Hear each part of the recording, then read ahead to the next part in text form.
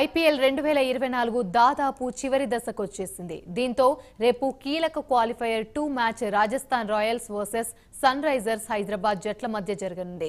Royal Challengers బెంగళూరును ఓడించి రాజస్థాన్ జట్టు qualifier 2 కు చేరుకుంది. ఈ క్రమంలో రేపు చెన్నైలో ఎంజే చిదంబరం స్టేడియంలో ఈ మ్యాచ్ జరగనుంది.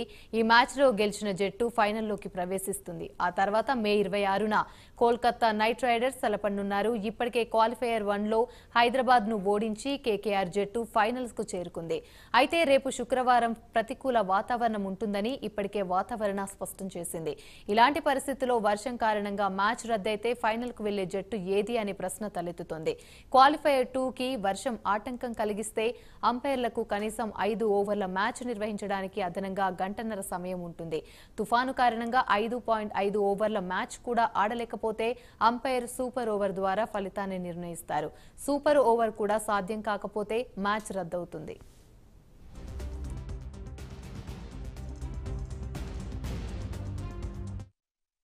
ఐపీఎల్లో Sunrisers Hyderabad Rajasthan Royals మధ్య జరిగిన మ్యాచ్లను పోల్చి చూస్తే రాజస్థాన్ పై హైదరాబాదే ఎస్ఆర్హెచ్ పై చేయి ఉంది.